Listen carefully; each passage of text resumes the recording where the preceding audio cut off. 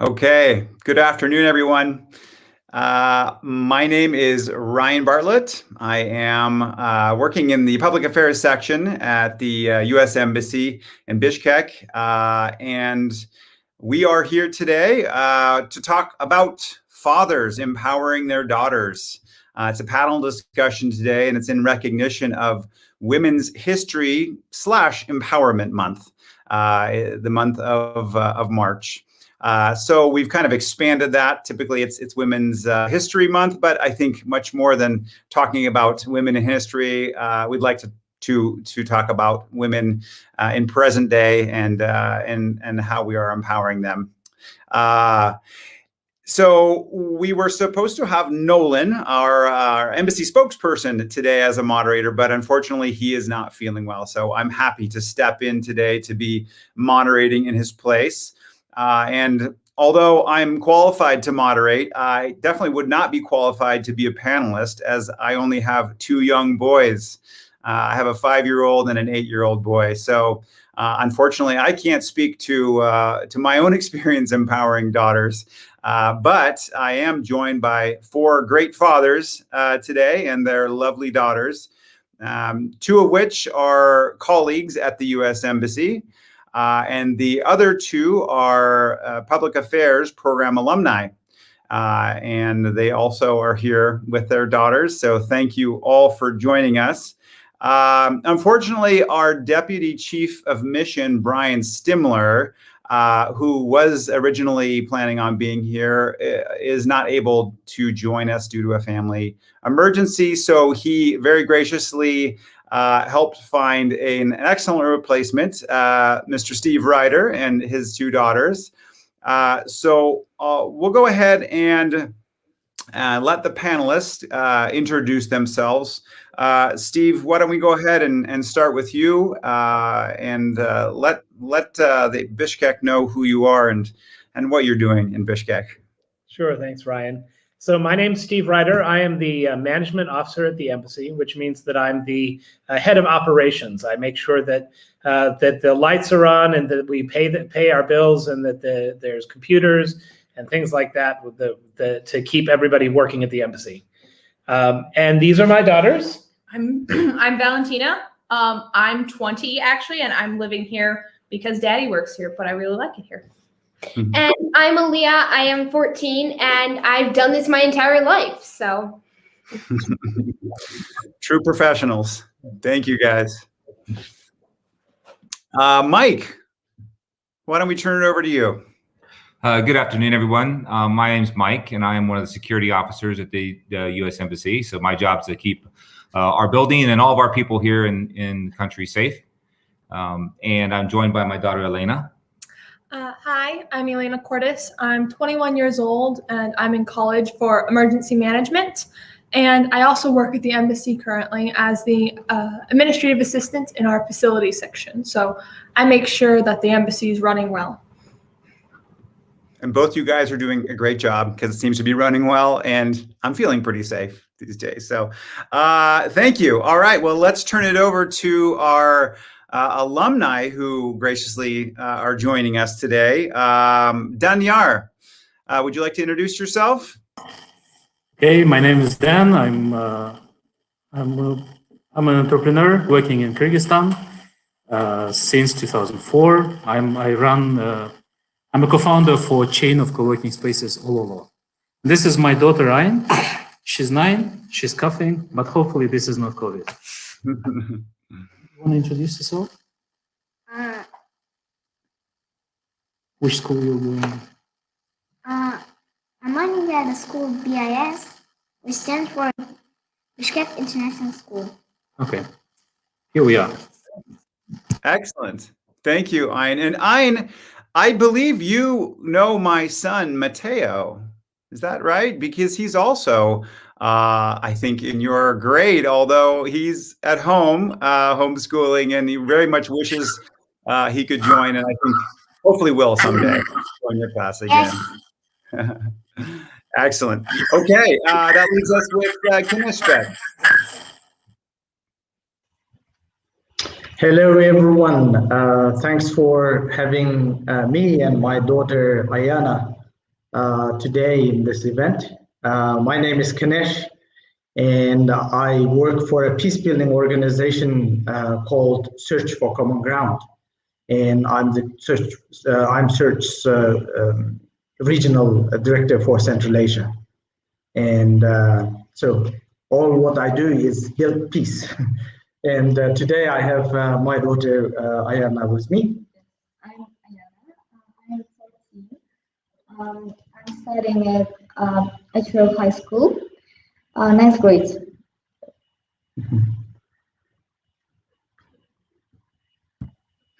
Fantastic. All right. Well, we got a good crew, I think, well qualified to talk about women's empowerment. And I guess we're focusing a little bit more on how fathers are supporting their daughters, and looking at how that happens in the US a little bit, of course, and also in a local context, finding some common threads and maybe ways that we can support each other, sharing some ideas, some best practices, if you will. So we have a few questions, some for fathers and some for daughters. I'm just going to throw a question out, and you can decide if you want to answer that question or not. Feel free to build off somebody else's answer as well. You know, a good panel discussion involves panelists interacting between themselves. I know all of you don't know each other and have been recently introduced, but please feel free to interact amongst yourselves as well as with me. We'll also take some questions from the audience at the end if we have a little bit of extra time. But we'll go ahead and start it off with a question for fathers. What does women's empowerment mean to you? This is something that you've heard today. I'm sure you're very familiar with the term, most likely. Hopefully that translates into Russian and or Kyrgyz, maybe not as directly, but I think maybe the concept still would probably be familiar to you. So if anybody would like to say what women's empowerment means just in general, and maybe specifically in your context, please feel free to share.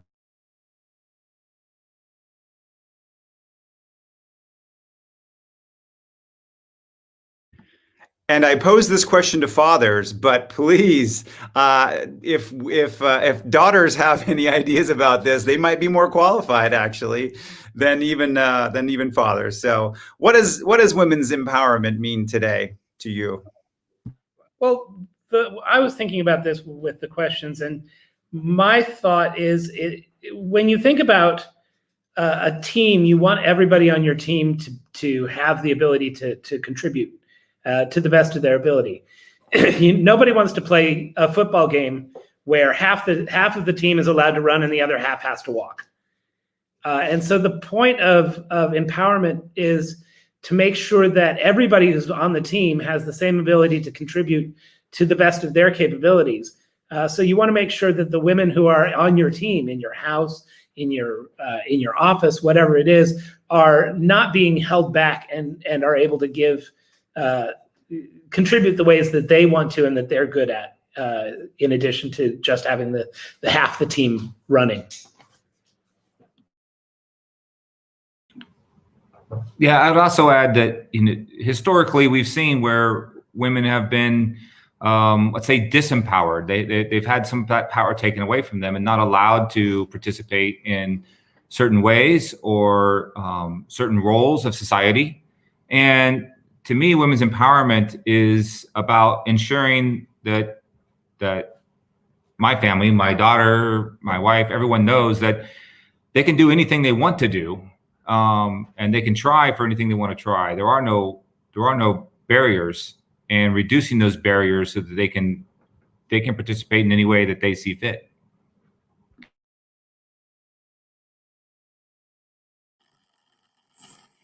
Yeah, to add to that, in case of Kyrgyzstan, we understand that things are even worse with women empowerment than I think in average in the world, especially developed world. And this is very bad because just like Steve and Mike said, I believe that it's very important that Women don't have any barriers to participate in whatever activities they want and whatever entrepreneurship they want or whatever professions they want. And in my case, the way I'm trying to empower my girl or my daughter, I also have 2 sons, but daughter is something different. She's the youngest. And yeah, I felt absolutely different when I became a father of daughter. But the way I'm trying to empower her is just to prove her that she doesn't have to be a good girl. Because here in Kyrgyzstan, we have this stereotype of a good girl, the way she must behave, the way she things she can do, things she cannot do. And I like that she prefers blue color to pink. I like that she's playing toys that maybe some girls are not playing, some other girls in Kyrgyzstan. And I just want her to do whatever she wants. And that's my way of empowerment and taking off any barriers, including the barriers that other people are trying to impose. Yeah. Just to add a couple of words to what's been already said nicely, and I am the father of 4 daughters and 2 sons, and Ayana is the 3rd daughter of mine, and I have 2 elder daughters. And then today we supposed to have Merim, who goes to kindergarten, but of course she wasn't able to join us. But to add what Danya said, that Kyrgyzstan is one of the conservative countries, and the context really is different for women than men. And we have as men, we have a lot of privileges that we do not sometimes unconsciously don't recognize. And women have to go through mounts of barriers in their entire life. And what I can do as a father in my family and with my daughters is to first recognize the barriers and talk about them openly, and how I can, as a father, empower them so that they are not afraid of the barriers and obstacles in their life just because they are women, and instead, encourage them tirelessly that they are equally important and they are equally stronger than anyone who believes that the women is not a strong part of the mankind. So that's what summarized, I would say, we openly discuss about it and demonstrate empathy, and then also encourage them so that they become an active part of the society. Thank you. Fantastic. Yeah, definitely. It sounds like you all are on the same page, and I agree 100%. I think that the challenge is just, in a nutshell, it sounds like all of you are mentioning ensuring that your daughters specifically, but I think women in general, have the same opportunities that men have, right? I mean, because traditionally, in every country, there's been many more opportunities for men than women. So that's been the challenge, and I think it continues to be the challenge. And your daughters are very lucky that you all understand that very well. So that's great. The other question that I think is kind of a follow-up on that, why is women's empowerment important? I think you've pretty much covered that. So let's go ahead and turn a question over to the daughters. And again, don't feel obligated, but if anybody wants to share your opinions, doesn't have to be a long answer. It can just be, short sentence, if that is more comfortable for you. Has your father given you any superpowers? It's kind of a joke, but potentially powers that you didn't know you had, or abilities or skills that you didn't realize until your father actually helped encourage those in you and inspire you maybe to do things that you wouldn't have done otherwise. So any special ideas or inspirations that you can speak of?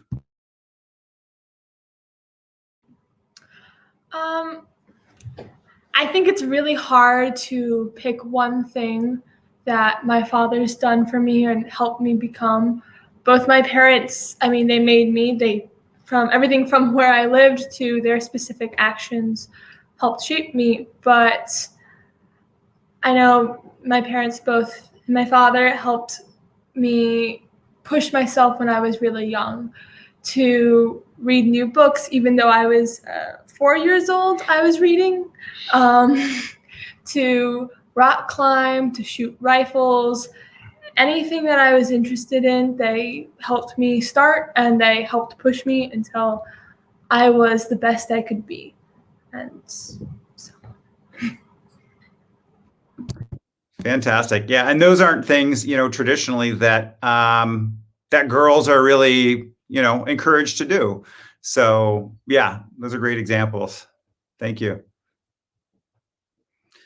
Any other ideas of things that you can think of? I'm sure your fathers have inspired you to do all sorts of different things, but sometimes it's hard to think of one specific example. But any other examples that you might have?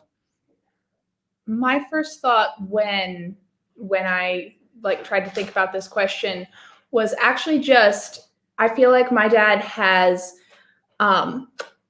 portrayed a kind of respect and thoughtfulness and just I don't know, a good version of being a man and what men can be like, that I feel like gives me a good lens through which to view men, and I think helps me look and go, wow, I deserve better than that. People can be better than that, because often society is like, well, men are just like that. And it's like, no, they don't have to be. And my dad showed me that. That's beautiful. Yeah. So really more focusing on the relationship and not necessarily skills or abilities in you personally, but your perspective on life and on how a relationship should be between men and women in general. I think that's great.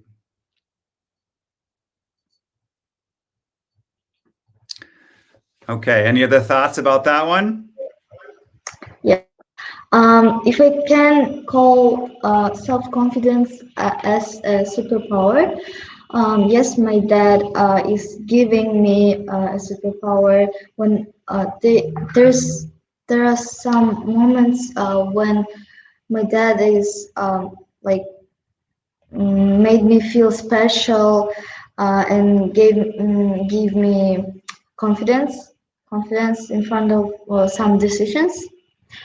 And I think it's kind of superpower. And also when I was a child, when my father was coming from his work, he always was throwing me high up and catching me, and I really liked that, and I felt like I could fly, and Wow. that was great. I like that a lot because my father. Sorry. My father would do the same thing with me and both of my older siblings.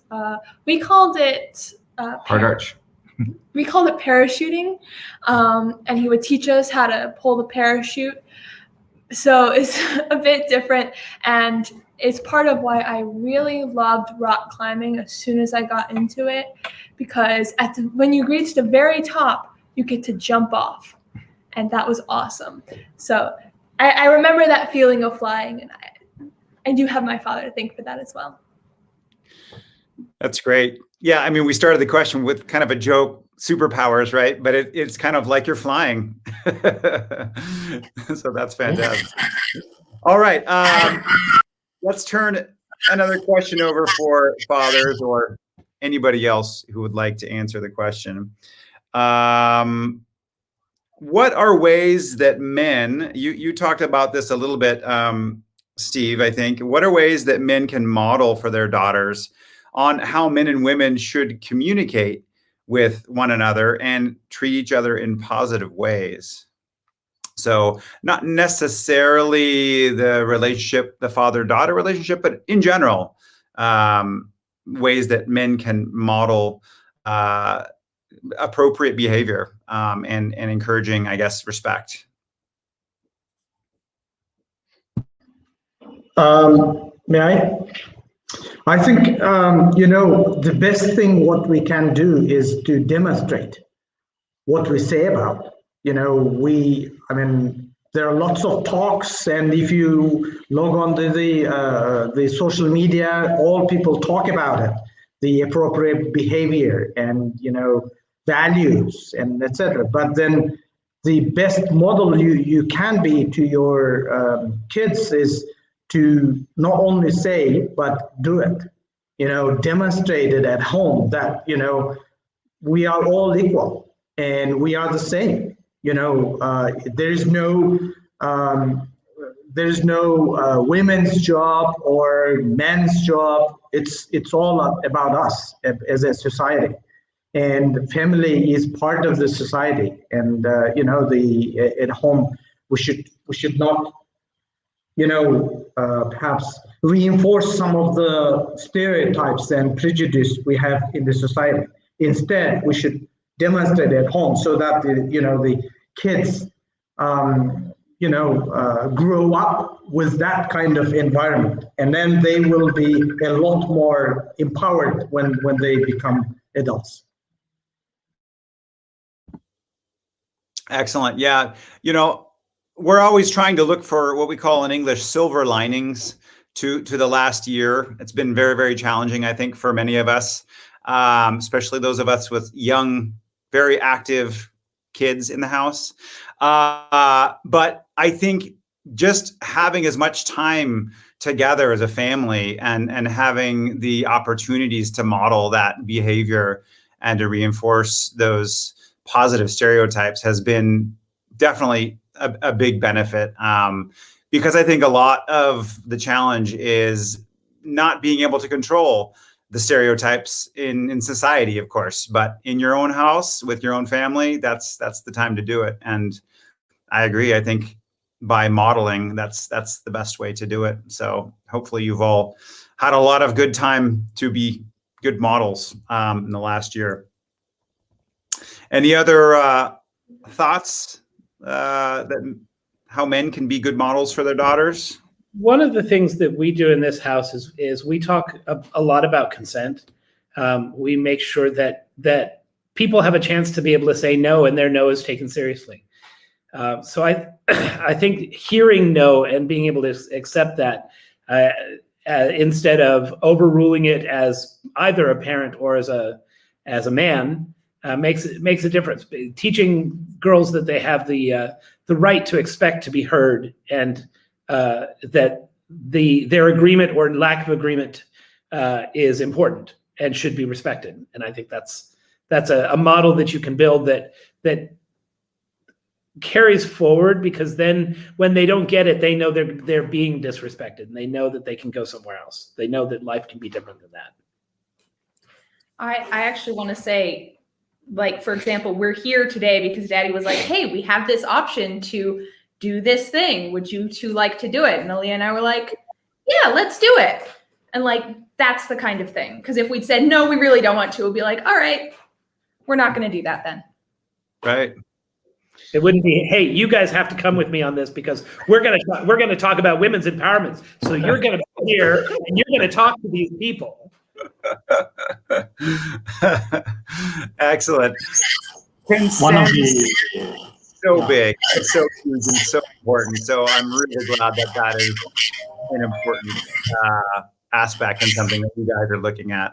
I think is definitely, as daughters get older, that is hugely important. So thank you for sharing that. Ryan, if I can add my thoughts on that. I think as a model, one, I agree with the other comments there. It's to demonstrate and to show and to be someone who treats everybody with respect, because everyone deserves respect. To treat everybody and as equals, because we are equal, and not to have stereotypes or start treating one person differently, regardless of the reason. The other part of that is when you do see these behaviors in others, you speak out, you say something, you say this is wrong, and take that opportunity to point out to your children, to your daughters, and say this is not okay. This person's actions are not okay, and to really highlight when people are acting inappropriately, both in a workplace, in society, in the community, but say, no, we need to stand up to this person and not let this continue. I think that's very important no matter the situation. Sometimes it's about the way someone's treating you because of your gender or what you look like or many different things. And sometimes they're just treating you badly. And in my experience as a woman, I know I have a long history of saying, oh, it's okay, it's just a little thing.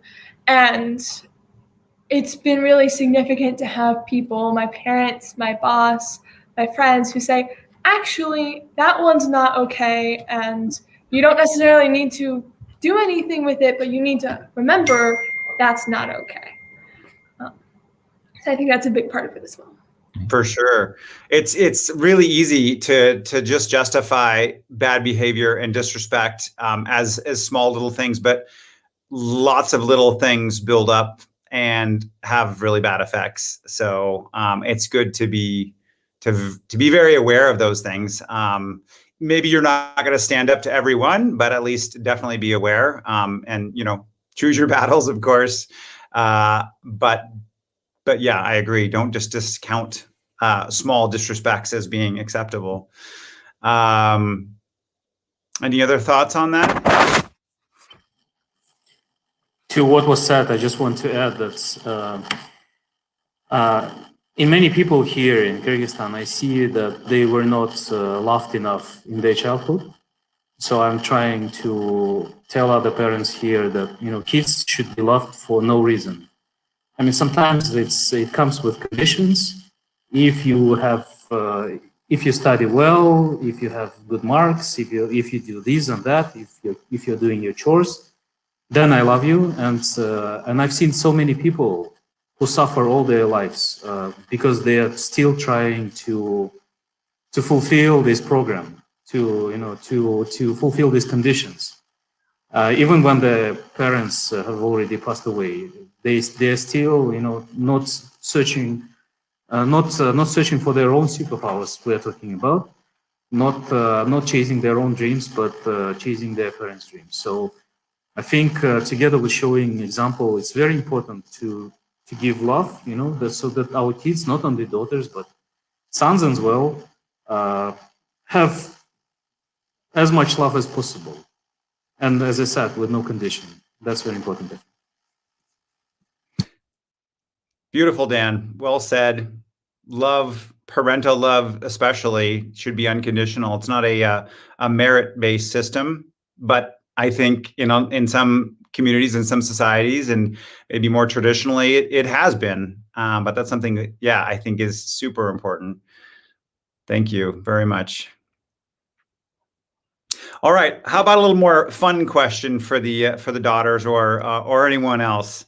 I'd like to just hear maybe some of your kind of role models growing up or currently. Could be a poet, could be a musician, could be an athlete, could be an activist, or anybody that you have that you've been inspired by. I'm sure your father isn't the only one you draw inspiration from. So yeah, if you'd like to share maybe one or two of your role models, of people that you've learned things from and been inspired from, that would be nice.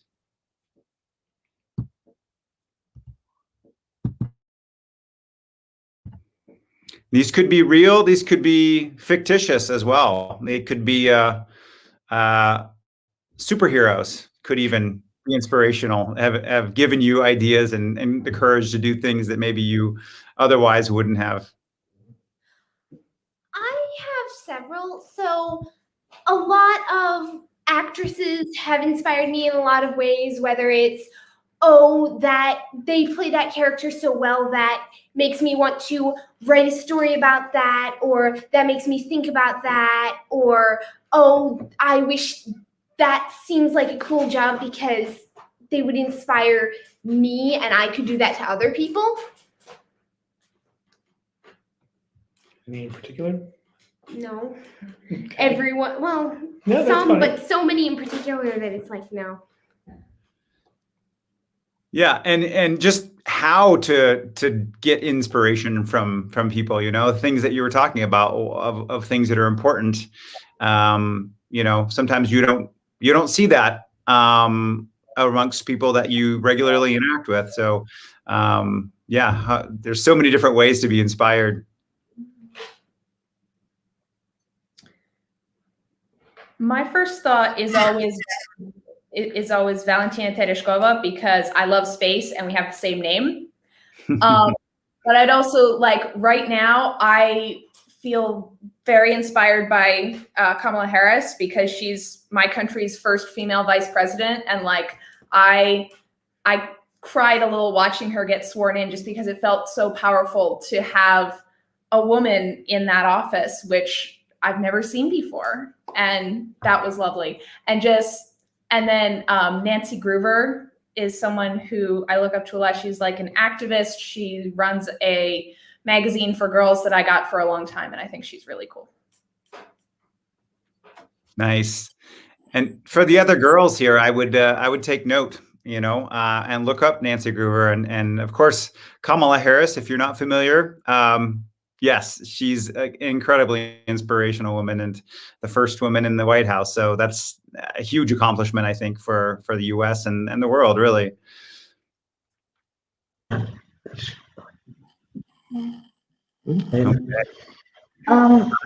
You have a famous woman? Daniel, maybe after Ayn, Ayana would like to contribute. Please. So let's give a chance to Ayn. I'm not trying to find myself a role model. I'm doing my own choices. I'm not trying to be like someone I know, someone I like. I just try to make my own decisions and just make myself my own future. Nice. Very good. Well, Dan, I guess you're the only inspiration she really needs, and that's great. And if you asked me right now, one of my role models, I might struggle to come up with a name. So yeah, it's not like you need to have a role model growing up by any means. Sometimes if you watch a movie, you find inspiration in somebody, and that's your role model for a day, right? It can definitely change. But I love the self-confidence that Ayn has at age 9. Okay. Would you like to say a few words? I think female rappers motivate me the most. When I listen their speeches, I feel strong mentally, and because they achieved great fame and really great success, and I understand that I can do it too. And their songs are very cool. They are about feminism, and I like this kind of songs. And they are telling their good arguments about women rights, and I really like that. Great. Thank you. Okay. Looks like, I think we have maybe time for 1 or 2 more questions. Maybe I'll take one more here. Let's take one from the audience. I think Jill Dees says, how do you encourage to learn English. And I think she's talked, this is a question for you, Dan.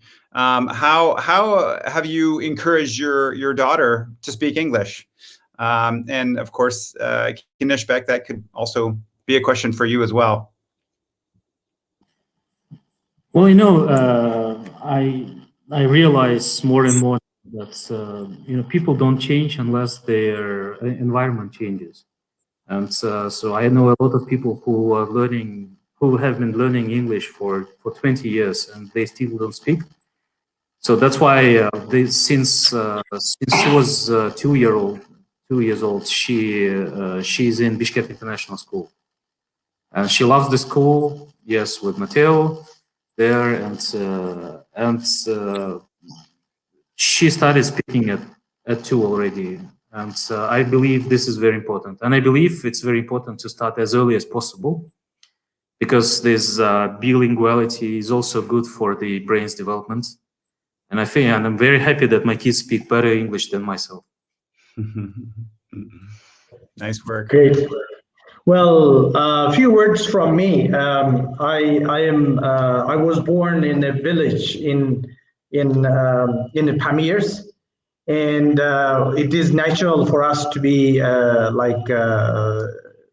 knowing a few more languages. And so at home, I get him, who's now in Austria studying medicine.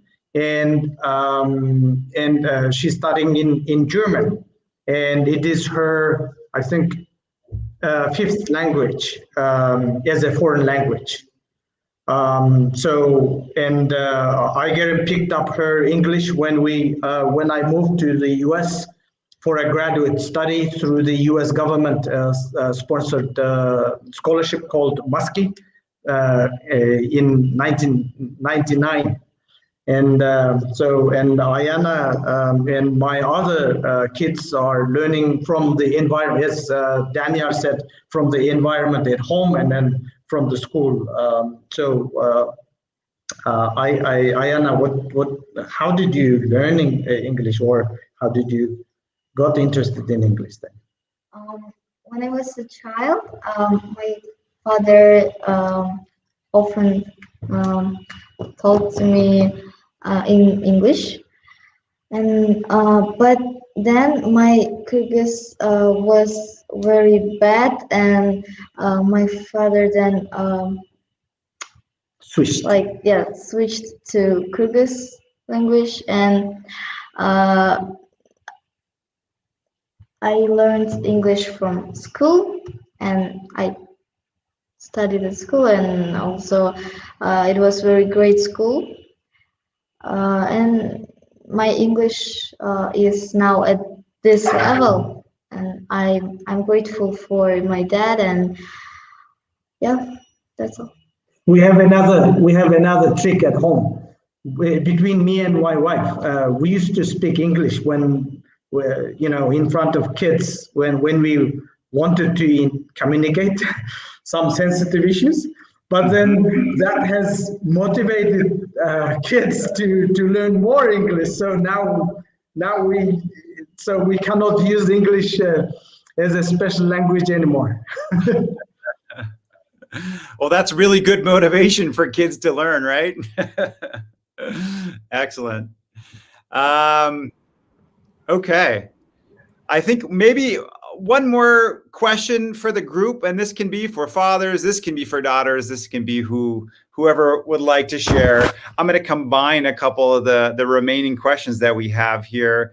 One is, what advice would you give to other fathers of daughters? Could be in the US, could be here in Kyrgyzstan, or anywhere. If you have any advice for fathers of daughters. Yeah, Mike. Yeah, Brian, I would say that for me, I have an older daughter, a son, and Elena. So we've got 3 children. And for us raising them, we raised them as people. We didn't choose what events or what challenges that they would face in their life.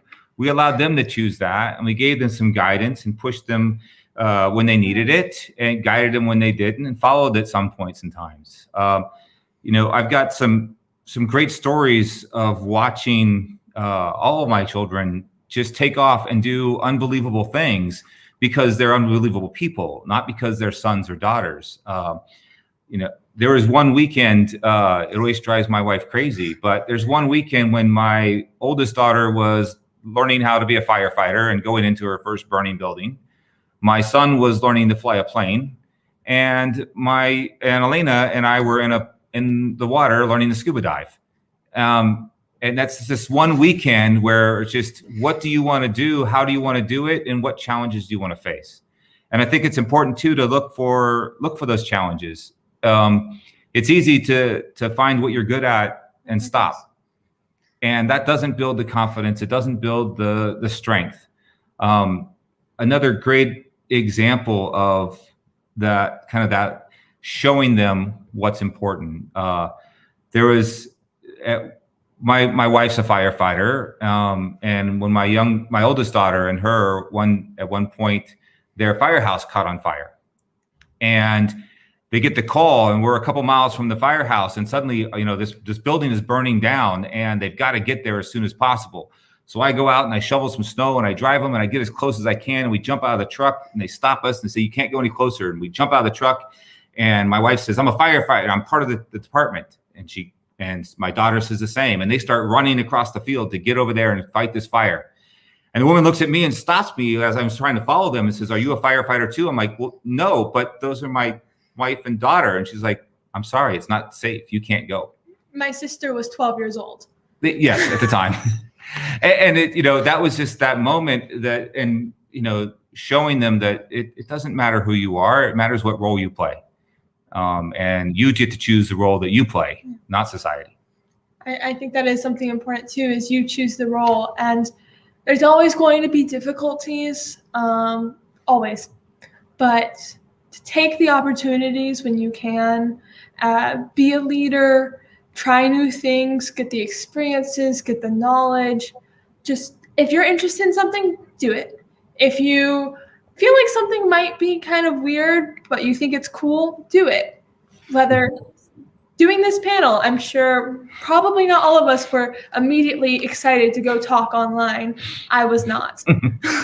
But I said, I definitely need practice with that. And I think it's a good subject, so I'm going to join. And choosing to do that, choosing to step up and try is always important. Fantastic. Well, you answered the other question that I was going to combine the first one with, Elena. Thank you. Is basically for daughters, but it could be for anyone. What advice would you give other daughters who want to be leaders, or or just stronger, or more self-confident in whatever they do? So that would definitely, I think, answer that question. Does anyone else have an idea of what daughters might be able to do? For that second question, I actually do. So just do it. Like Elena said, just do it. Even if you're like, I don't know, you will learn something from it. Whether you're like, "Oh, that's awesome," or you're like, "No, I don't like that." Try it. Try learning stuff. You're not alone. Every single day, there's at least one other person in the entire world who's probably trying the same thing as you, just to try it. And there are other people who can help you, and other people who are doing the same thing and feel the same as you. And I found some of my favorite things through just trying it, because I was like, I guess I'll do it. If you want to do something, anything is possible. Amazing. Yes, highly agree. Don't be scared of failure, right? Try not to worry about what other people think. Those are easy to say, right? But there's some other ideas. I just wanted to add to what's been already said wonderfully. I think what we also practice at home is around reflections. Drawing out the lessons learned from really great things that we see, and then also talk about the issues that are around us and reflect. how best we could approach in that scenarios under that circumstances and in that scenario, and that gives a lot of in my view, this is one of the greatest tools that I have been using with all my kids, and so I would add reflection sessions. So you want to add? Nice. I would say that if you wanna be a female leader or just a leader, you should go and fight for your rights till the end. Because if even if everybody assures you that you're not right, please stop it. You should fight to the end, till the end, and don't listen. And you shouldn't listen any stereotypes. And that's all. That's it, but that's important. I know I already talked, but I think that is definitely very important to fight the stereotypes. And even if people don't expect you can do something, even if you stand out, you just try your best and you start. That's how I learned Russian. Was I signed up for a 3-week course and they put me in for 7 months. And a lot of the times along the way, I really wanted to stop. But I continued and I made my classes work better so I could keep learning. And my Russian still isn't great. Я думаю, что русский язык очень трудный. But my Kyrgyz is coming along as well, and you just keep going. Yeah. And no one's going to tell you you can't. Fantastic. All right. Well, I think we're about out of time. I don't want to keep you guys any longer. If anybody has any parting thoughts, please let us know. I was hoping to be able to take some more questions from the audience, but I think we'll call it good. So thank you all very much today for joining us and helping give our audience some ideas and demonstrating how to empower your daughters and how to respect women and how to treat them and be good role models. And daughters, keep doing what you're doing, and we hope to see you back here again for some more programs. Hopefully this was fun, and thank you so much. Thank you, Bishkek. Thank you, everyone, for tuning in and your questions, and happy Women's Empowerment Month, everyone. Bye-bye. Thank you. Bye. Bye.